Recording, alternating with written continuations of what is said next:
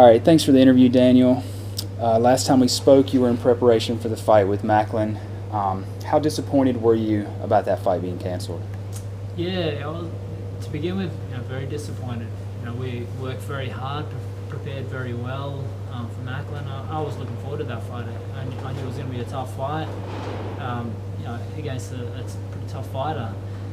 So it was disappointing, but at the same time, things started to move on pretty quickly, and I had a little bit of a rest, a little bit of a break, and the Golovkin thing came up, so my motivation stayed up really high.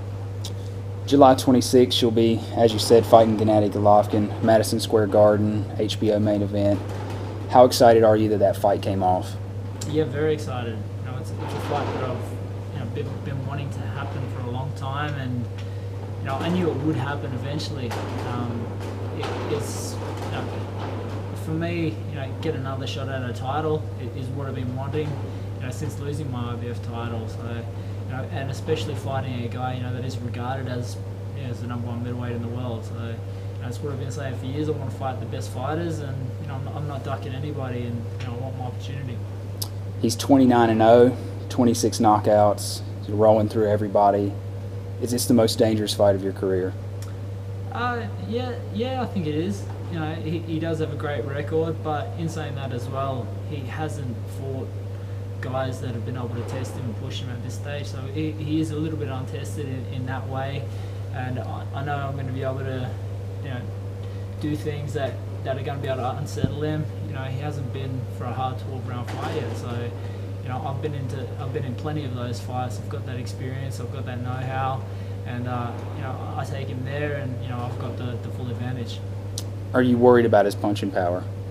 No, to be honest, I'm a defensive fighter anyway. Some of the guys that he has fought have been there for him to hit. He is a good puncher. He does have great feet and great eyes to be able to see what he's hitting, but I'm going to make it hard for him to hit. A lot of people say it's great to have awesome punching power, but if you can't hit what's in front of you, then it's not going to help you. He struggled a bit in a few of his last fights. Gabe Rosado, Curtis Stevens. Have you been focusing on anything from those fights that you want to take into the fight with him? Yeah, I've been watching bits and pieces from many of his fights, some of his early fights as well, and you definitely can't watch too much as well. I think a lot of people in the past have got caught up and been too worried about Golovkin, too worried about what he's going to do. I've watched some of his fights. I know his strengths, I know his weaknesses, but I think the main thing now is to concentrate on myself. I've got my set game plans. I need to make sure they work, and I need to make sure that I fight the best that I can fight, not worry about what he's going to do. A lot of the odds makers have you, as much as 6-1. How do you feel about being that big of an underdog? I enjoy that. I like being in that position. It's where I've been most of my career, and I love to prove people wrong. It's the sort of thing that just motivates me and gets me up every day. It makes me train extra hard every day. For all the praise he's gotten, he's never faced anybody as good as you. Do you think he's underestimating you at all? I definitely think he's underestimating me, and that's good. I want him to keep doing that. I want him to think he's going to blow through me, and I may be the best credentialed fighter that he's come up against, but he still thinks he is better than me, and he's going to beat me easily, and he's probably going to knock me out. Because I've fought many guys that have been in that same situation, and once we do get in there, things do certainly change, and I'm going to make sure that I've done everything that I need to. I'm going to get in there. I'm going to fight my fight. Worry about myself.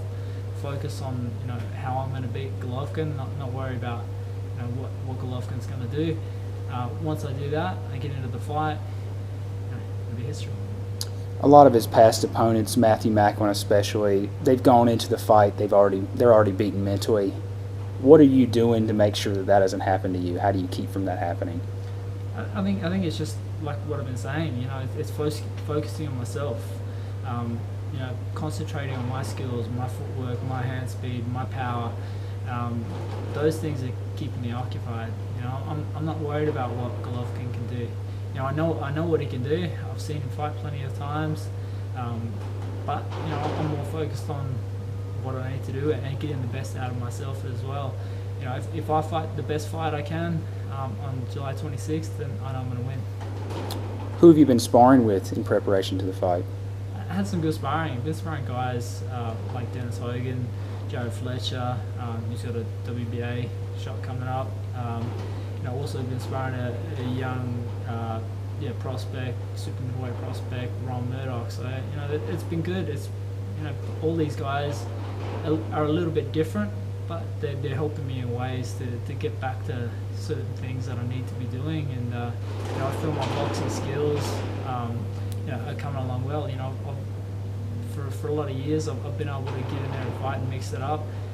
But now I'm getting back to some old ways, some old habits, making guys miss, making them pay, using my skills a lot better, and also the toughness is always going to be there. Are you having any of your sparring partners trying to emulate Golovkin's style, or are you just having them basically fight the way they fight? Yeah, I to be honest, I just want them to fight the way they fight. I want them to fight the best that they can in sparring against me, because I know all of them do things maybe a little bit similar to what Golovkin does. Obviously not as well, otherwise they'll be world champions as well. But it's just I just need them to do a couple of little things, and I can work around that. That's all I need. Can you tell me anything about your game plan for the fight? I can't tell you too much, give too much away. But to be honest, I know what I need to do, and I need to fight my best in this fight, and I'm excited. I know it's going to be a tough fight, and I'm hoping the public get behind it, and the Australian public especially gets behind it, because it's going to be an exciting fight to watch. It will be definitely worth watching. How do you see the fight playing out? I'd see, obviously he's going to come out banging hard, expecting to knock me out, and when that doesn't happen, I think a slight hint of frustration may creep in, and that's going to work to my advantage. Sam Solomon, your fellow countryman, won the IBF title. Were there any thoughts of not fighting Golovkin and fighting him, or was Golovkin the guy you always wanted? Yeah, Golovkin's the guy that I always wanted. People have asked me about if I ever considered ducking the Golovkin fight so I could fight Sam.